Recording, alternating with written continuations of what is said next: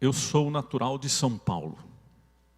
São Paulo é conhecida como, era conhecida, não sei se ainda, mas é conhecida como a terra da garoa. Eu não sei se tem chovido tanto assim mais lá, mas era conhecida como a terra da garoa. São Paulo também é conhecida pela gastronomia. Em São Paulo tem todos os tipos de restaurantes do mundo todo você encontra lá em São Paulo. E eu posso dizer assim que com toda certeza, em São Paulo está a melhor pizza do mundo. Eu ouvi um amém.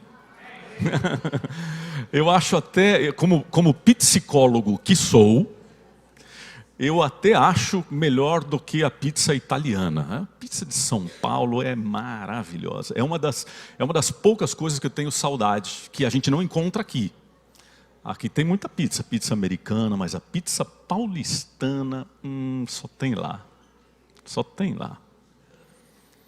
Até uma discussão entre paulistas e cariocas, porque o paulista, quando come pizza, ele põe azeite. E o carioca, quando come pizza, ele põe ketchup. E aí fica uma discussão, e o paulista olha para o carioca e fala assim: por que vocês colocam ketchup? Não é cachorro quente? E os cariocas olham e falam: e por que vocês colocam azeite? Não é salada? E essa briga fica assim, eternamente, não é? Mas aqui na nossa igreja nós temos pessoas de vários lugares do Brasil. Particularmente nós temos pessoas de 2 lugares, Hortolândia e o resto do Brasil. Aliás, deixa eu matar uma curiosidade hoje, eu nunca fiz isso, vou fazer hoje. Quantos aqui, entre nós, em algum momento, já morou em Hortolândia? Levanta a mão.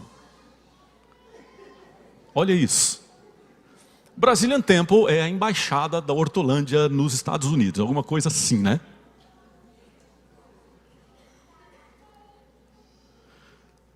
Eu não sei de onde a maioria de vocês veio, de onde vocês vieram. Existem pessoas aqui, logicamente, de todos os lugares do Brasil. Eu não sei como o lugar que você veio é conhecido. Eles estavam saindo, se dirigindo para o sul da Galileia, para a costa leste do Rio Jordão. Estavam subindo por um caminho montanhoso, que começava no rio e ia até a cidade de Jerusalém, onde começariam as comemorações da Páscoa.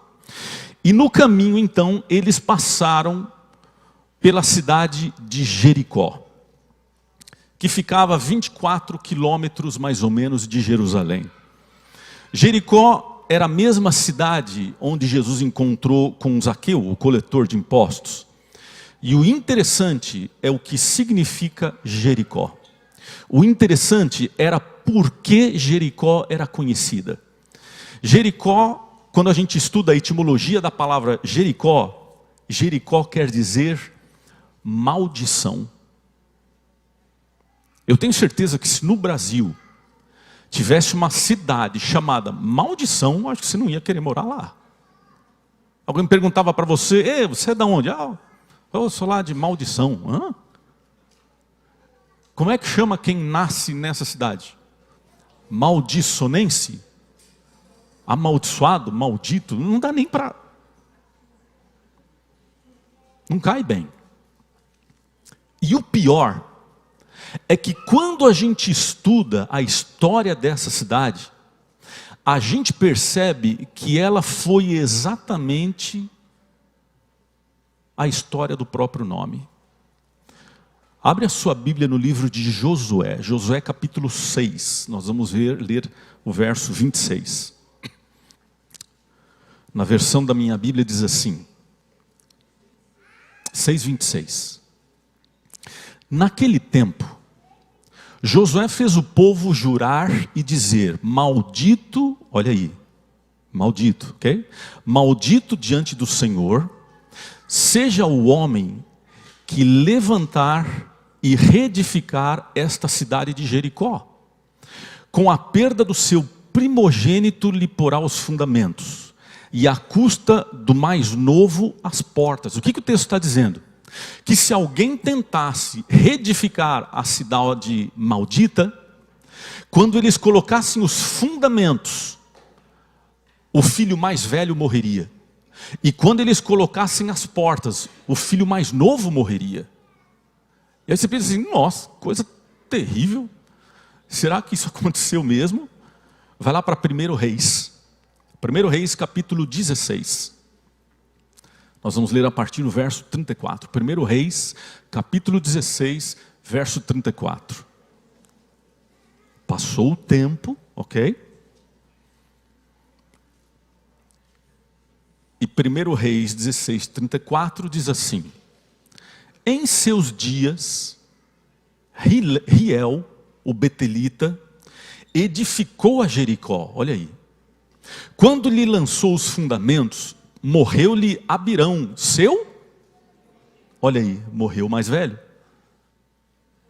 Quando lhe pôs as portas, morreu Segube, seu último, ou seja, o mais novo, segundo a palavra do Senhor, que falara por intermédio de Josué, filho de Naum. Percebeu? Jericó era o sinônimo de maldição. Não só o nome significava maldição, como ela fazia parte de uma profecia de maldição. E o texto diz que Jesus estava em uma cidade amaldiçoada, em um lugar amaldiçoado. E aí quando eu estava estudando esse texto, eu me perguntei assim, por quê? Por que Jesus foi a um lugar desse? Por que Jesus escolheu ir para essa cidade? Aí eu entendi. Sabe por quê? Jesus tinha o costume de ir a lugares que a maioria de nós não iria. E Jesus ia para esses lugares pelos motivos que a maioria de nós não iria. E desde garoto eu sempre ouvi na igreja pessoas dizendo que Jesus não vai a alguns lugares. Eu cresci ouvindo isso. Pessoas diziam que Jesus não vai num show de rock, que Jesus não vai numa casa de prostituição, em vários outros lugares. E que porque ele não vai, eu também não deveria ir. Mas ao mesmo tempo, isso criou uma cultura onde nós tentamos ser luz, onde está claro. Entende o que eu quero dizer? Com o tempo, nós criamos modos de vida onde a gente não pode ir na escuridão. E em algum momento na minha vida, eu parei, eu percebi, pensei comigo, eu falei, nossa, é verdade. Eu percebi em um momento que o meu círculo de amigos eram pessoas que também eram luz. E ao mesmo tempo eu lia na Bíblia que Jesus ia no barranco. Ele ia no penhasco para buscar uma ovelha que estava ali. Então com o tempo e com a maturidade cristã, eu entendi que para ser luz, eu preciso estar onde é escuro. Eu preciso estar. Eu preciso conhecer pessoas que vivem na escuridão, senão eu vou ser luz onde tem luz. Aí eu entendi que o problema não está no lugar. O problema está com a intenção do porquê eu estou naquele lugar. E é por isso que Jesus ia no penhasco, mas ele não ficava ali. Ele ia lá para tirar a ovelha dali. Ele não tinha prazer em estar ali no penhasco. Ele iria porque senão a ovelha nunca sairia dali. E aí eu entendi. Foi por esse motivo que Jesus foi até uma cidade chamada Maldição. Porque é no meio da maldição que a gente consegue ver a bênção. Você consegue imaginar como é que as pessoas vivem num lugar assim? Você passar uma noite ali, você dormir uma noite ali, é uma coisa, mas você viver todos os dias em um lugar amaldiçoado, isso deve ser muito diferente. E o texto diz que quando Jesus e os seus discípulos estavam saindo dessa cidade, partindo dela, perceberam um grito diferente que vinha do meio da multidão que seguia eles. O grito vinha de uma pessoa diferente e o texto dá alguns detalhes para a gente sobre essa pessoa, que está em Marcos capítulo 10. Esse vai ser o nosso texto principal. Marcos capítulo 10, a partir do verso 46. Marcos 10, 46 diz assim: Depois chegaram a Jericó, e ao sair ele de Jericó com seus discípulos e uma grande multidão, estava sentado junto do caminho um mendigo cego, Bartimeu, filho de Timeu. Este, quando ouviu quem era Jesus, o Nazareno, começou a clamar, dizendo: Filho de Davi, tem compaixão de mim. E muitos o repreendiam para que se calasse, mas ele clamava ainda mais: Filho de Davi, tem compaixão de mim. Parou, pois, Jesus e disse: Chamai-o.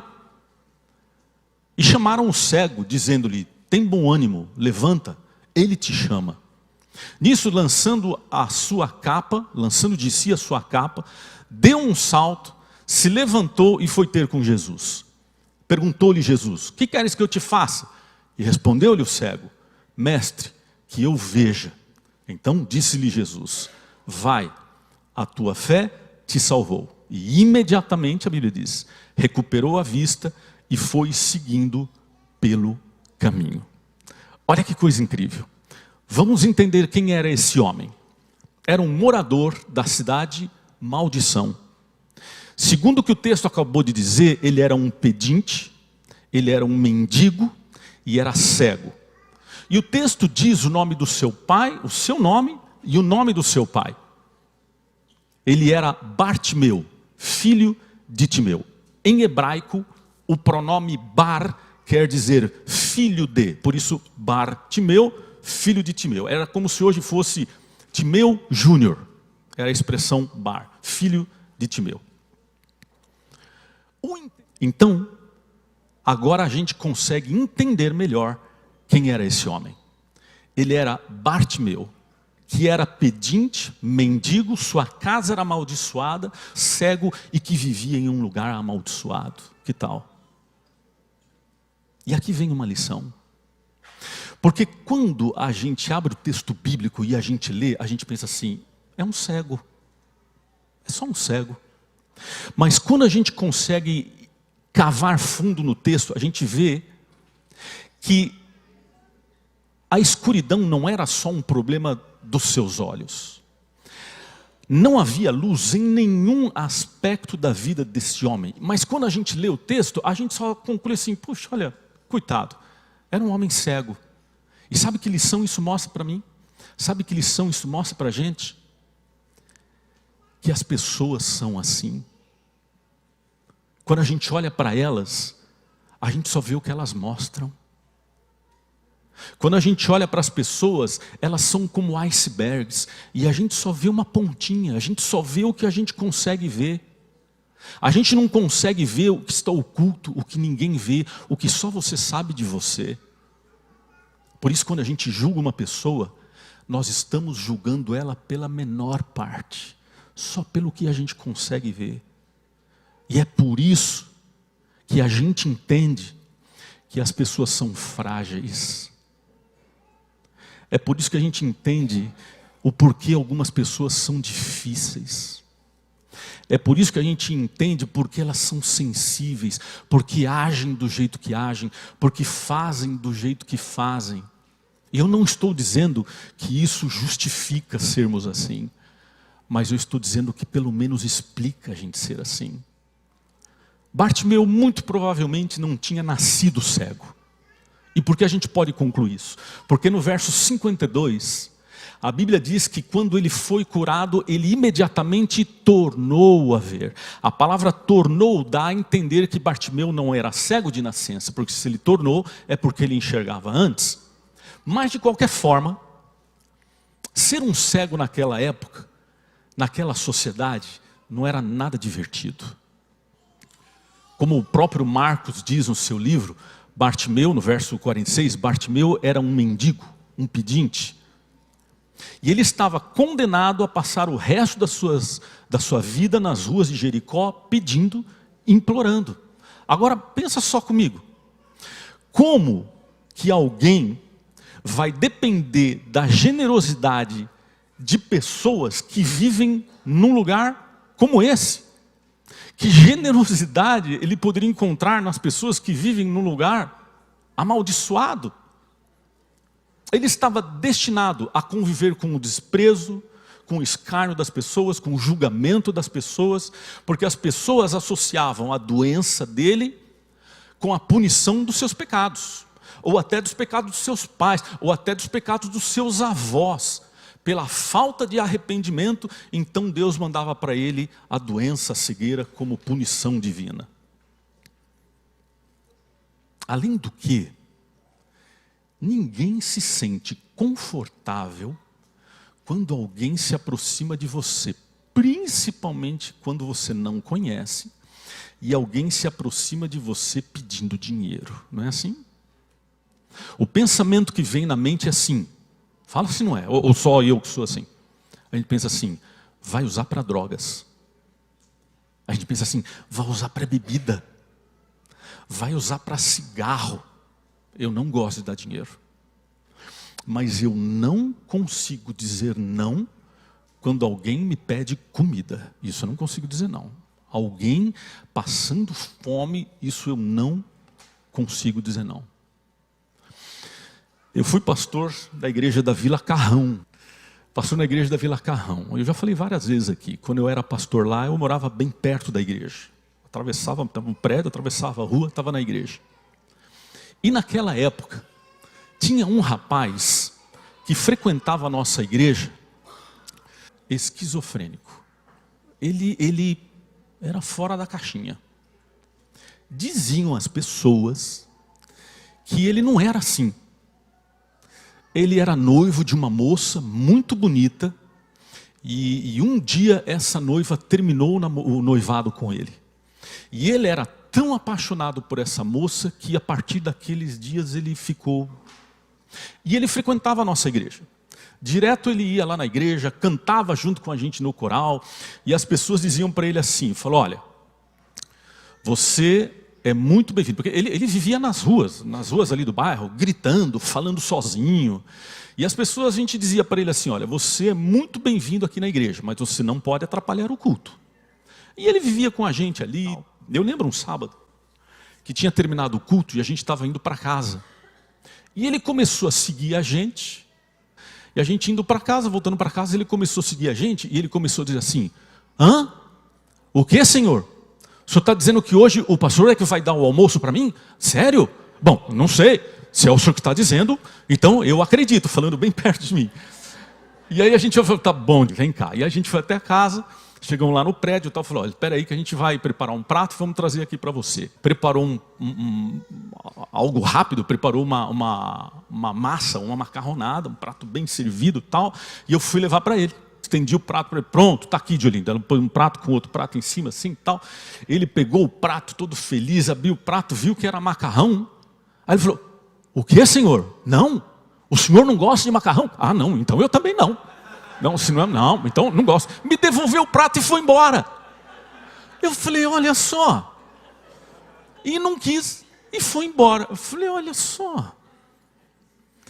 Mas eu lembro também de uma outra ocasião, eu estava no aeroporto de Guarulhos, São Paulo. Estava eu e meu pai, estava esperando um voo. E havia ainda algum tempo de espera para o avião. Eu falei, pai, então vamos achar um lugarzinho aqui. Tinha um lugar que vendia um pão de queijo, assim. Quando você estiver comemorando o aniversário de casamento e você quiser levar a sua esposa a comer num restaurante caro, leve para comer no aeroporto.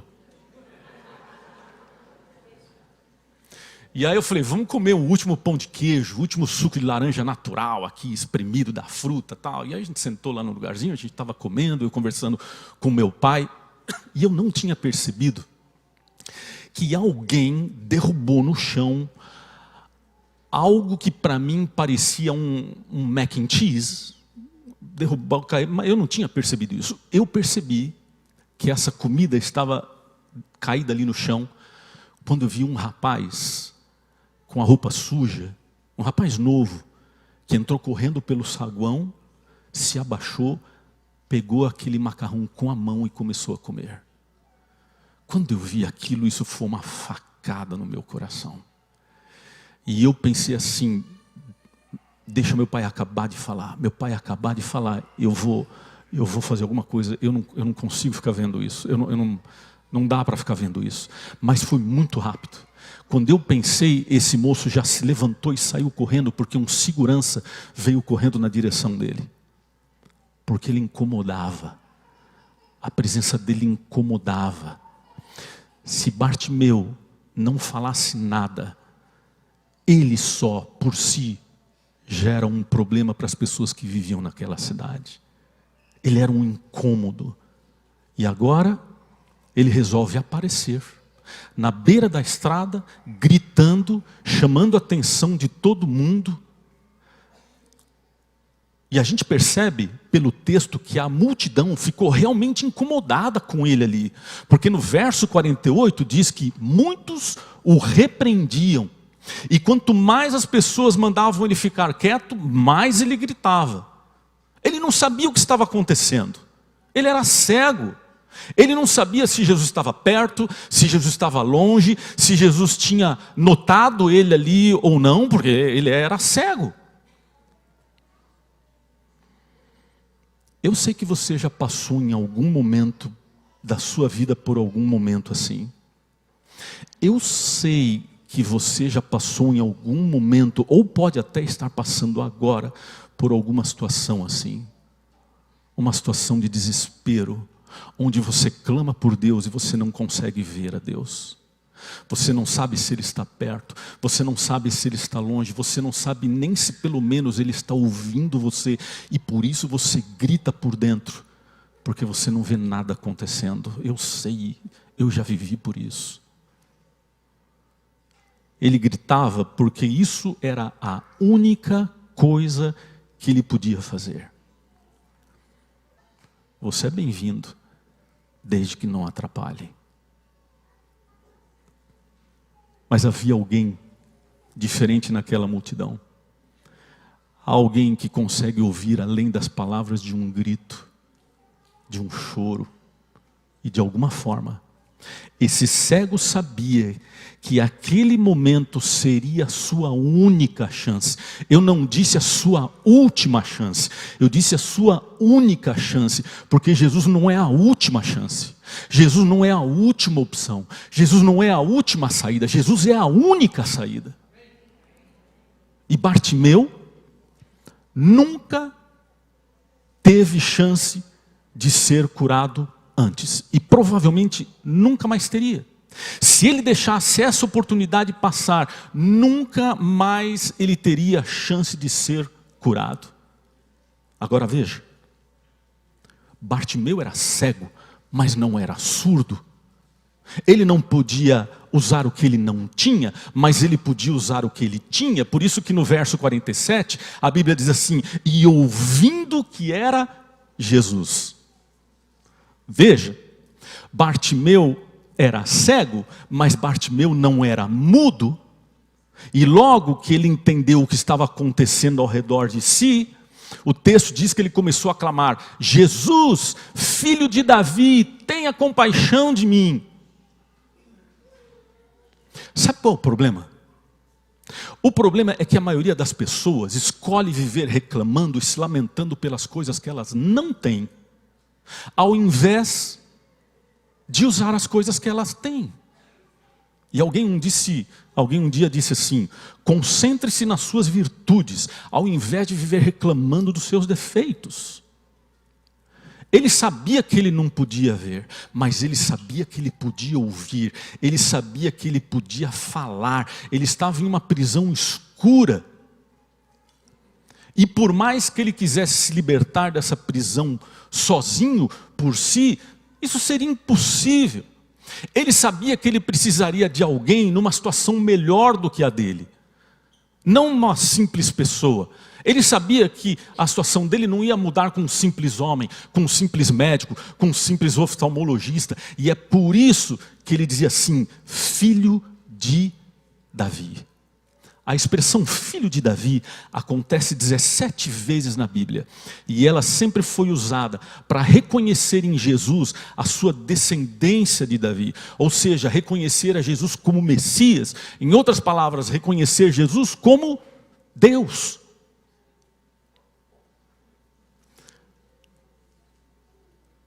E o seu pedido vem logo em seguida no verso 47. Ele diz assim, esse era o pedido. Tem compaixão de mim. Atrás dessa frase estava sendo dito muita coisa.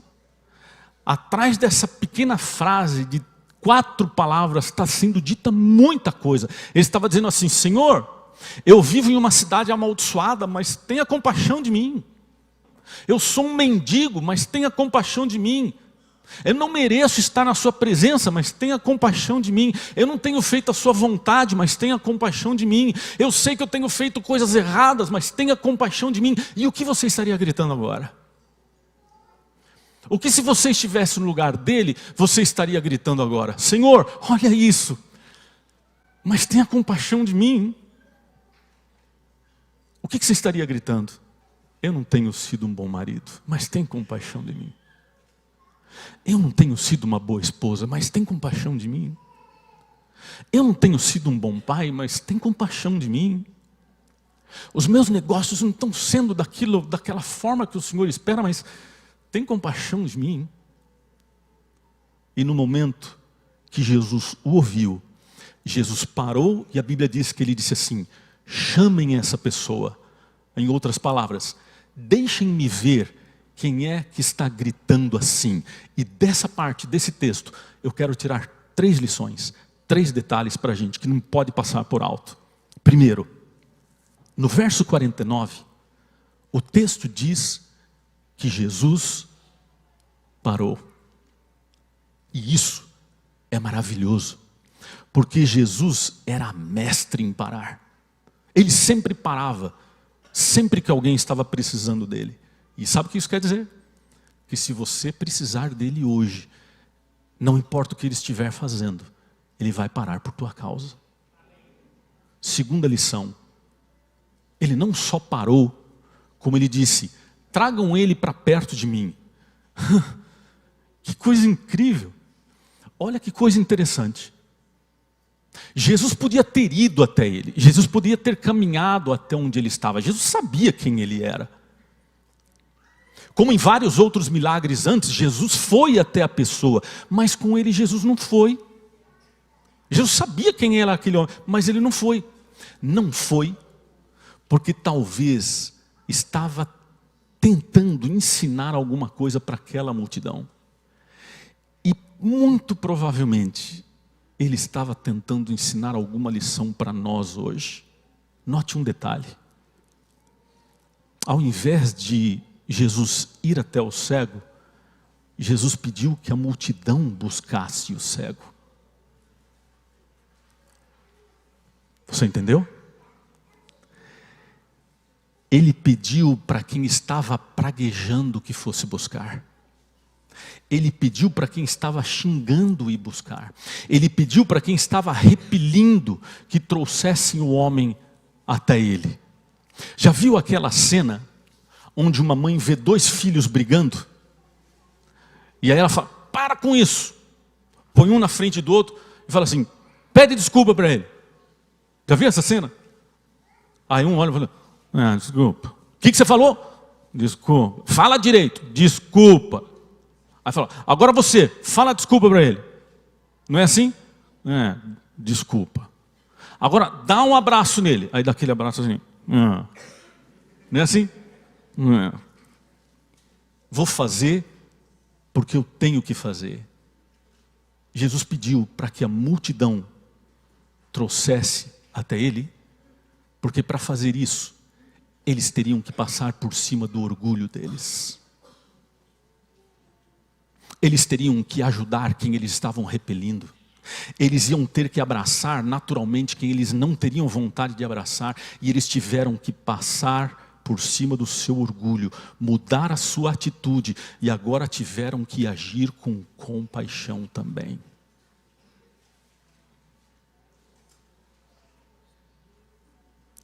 E a terceira lição é o simples fato de que Jesus estava chamando.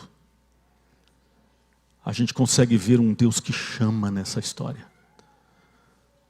O Jesus estava chamando por aquele homem. E eu tenho certeza que da mesma forma como fez com aquele homem, Jesus está chamando você também hoje.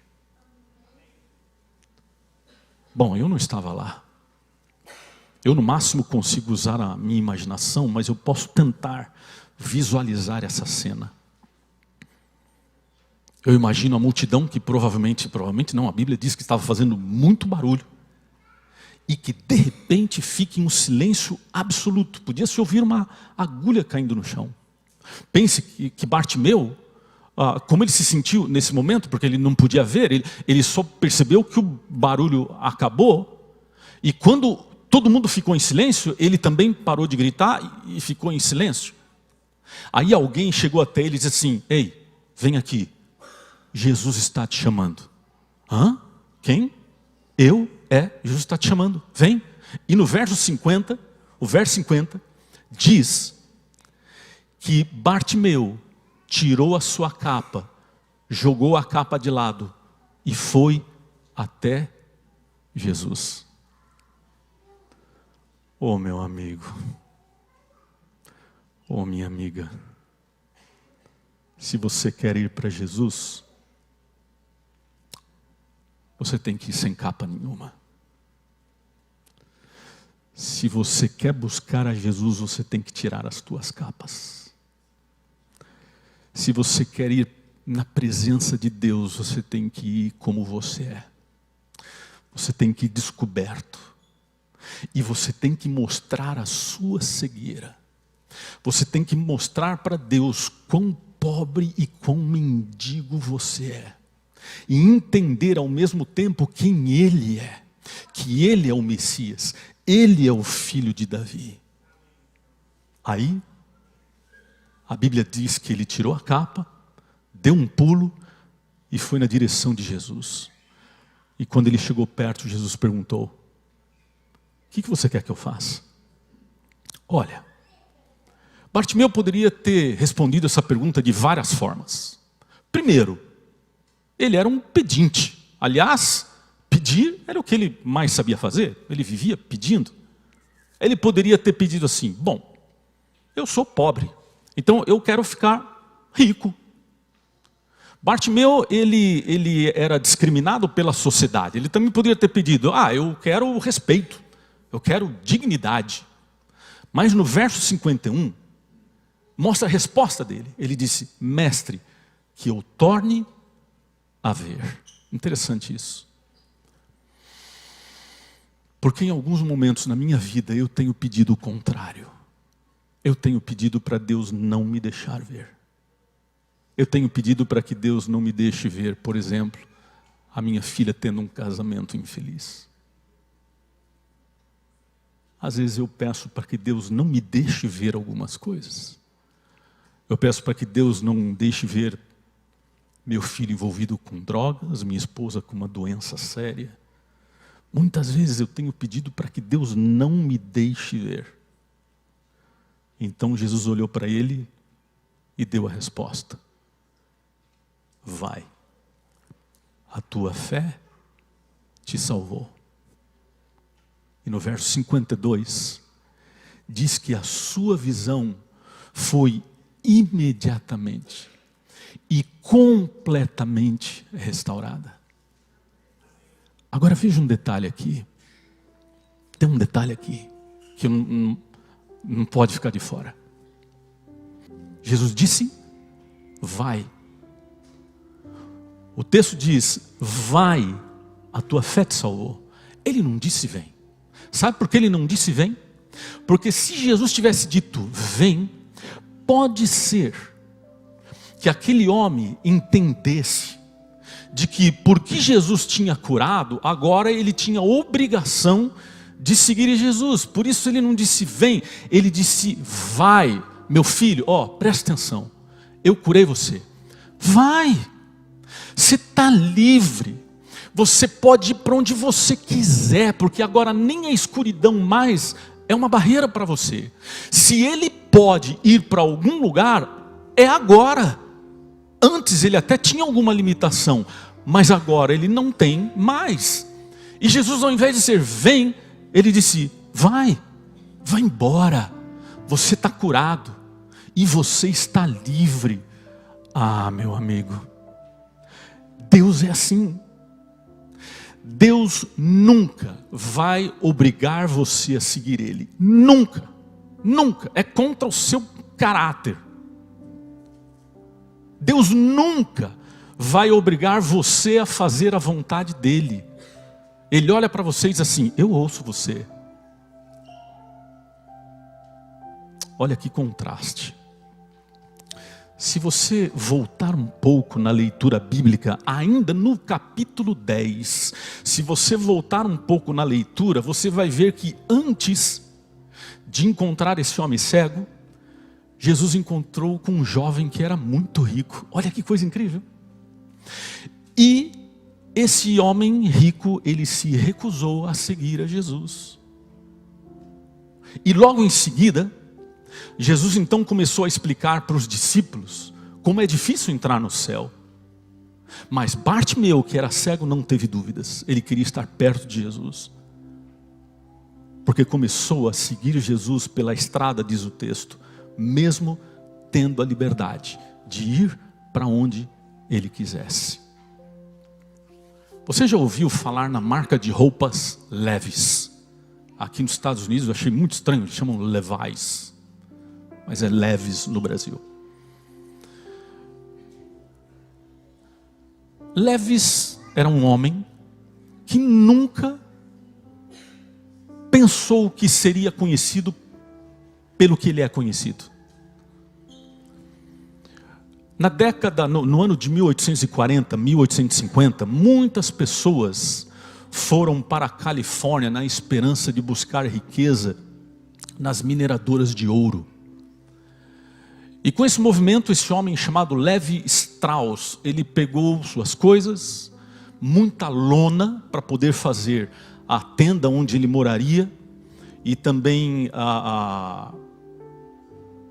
os trabalhos duros de uma mineradora, para cobrir a carroça, várias coisas, e foi na esperança de encontrar ouro. Quando ele chegou na Califórnia, ele instalou sua tenda onde ele moraria, cobriu com as lonas. E assim que ele estava instalado, um homem chegou até ele e falou assim, você trouxe calças? Ele falou, calça? Não, por quê? Ele falou assim, não, é que o trabalho nas minas é um trabalho muito árduo, muito duro, muito difícil. E as calças não aguentam, rapidamente elas rasgam e a gente precisa de calça. Você devia ter trazido calças para cá. E aí Levi teve uma ideia, falou assim, bom, eu não trouxe calças, mas eu trouxe lona. E ele pegou a lona e fabricou uma calça para aquele homem. E aquele homem foi trabalhar nas minas com aquela calça de lona. No dia seguinte, havia uma fila na frente da tenda de Levi's, homens querendo comprar calças, porque aquelas calças aguentavam o trabalho duro das minas.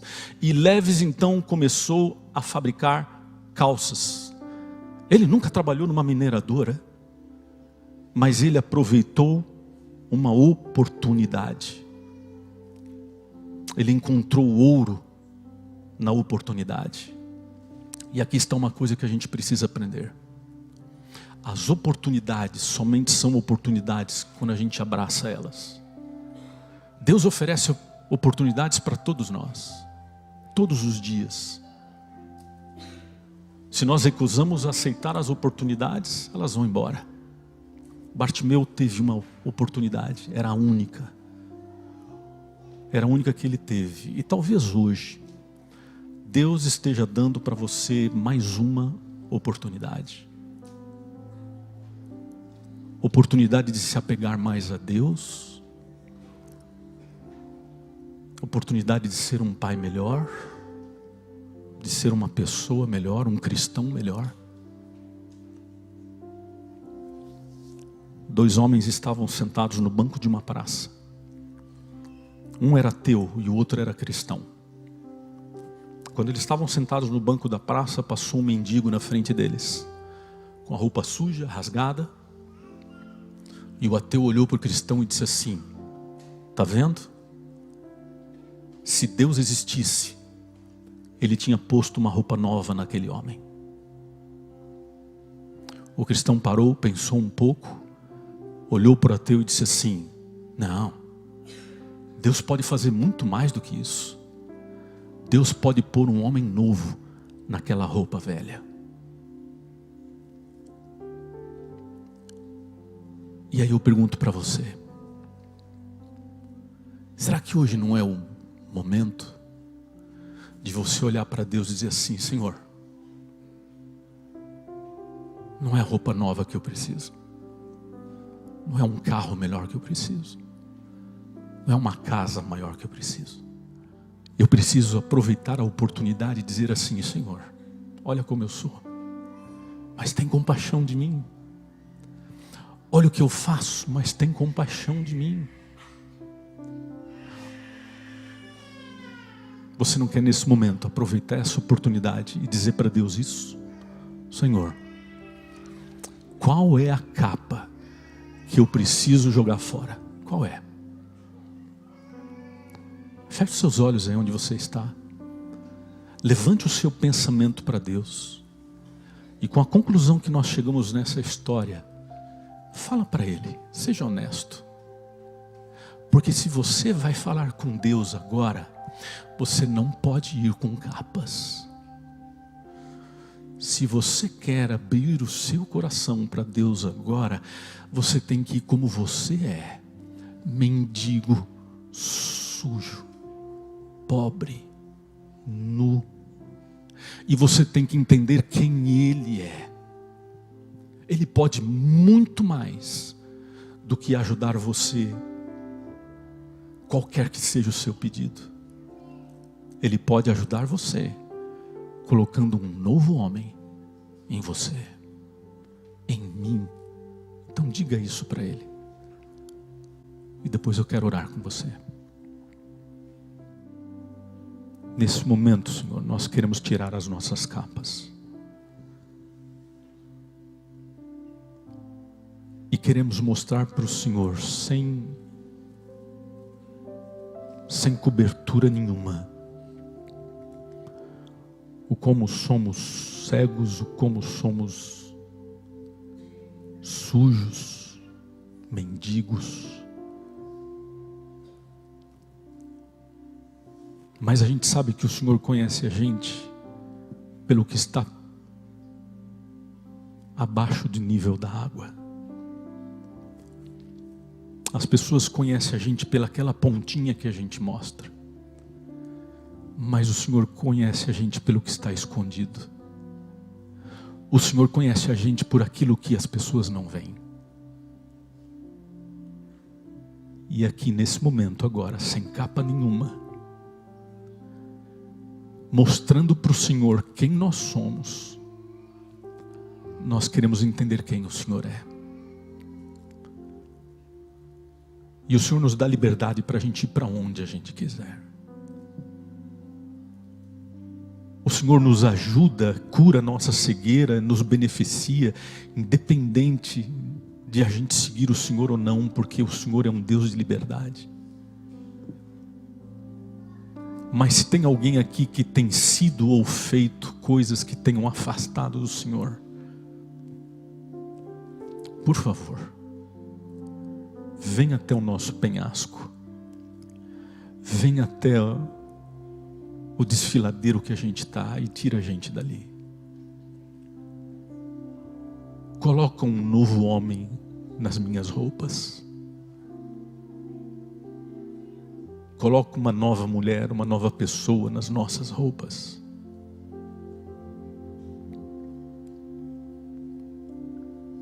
Esse momento é uma oportunidade, Senhor, que nós estamos olhando para Ti e dizendo: cura nossa cegueira. Se temos sido cegos para algumas coisas, cura nossa cegueira. Nos ajuda a ver o quanto o Senhor está perto ou longe. E nos deixa perceber que o Senhor está ouvindo a nossa voz. Se abaixa aqui até onde a gente está, caído no chão, sem saber para onde ir. E nos dá a liberdade de podermos te seguir. Tira de nós o nosso orgulho. Que a gente possa ter mais compaixão. Que a gente consiga passar por cima do nosso orgulho. E entender que tudo é sobre o Senhor e não sobre nós. E dessa forma, entendendo a tua mensagem nesse texto bíblico, nós entregamos a nossa vida nas tuas mãos. Amém.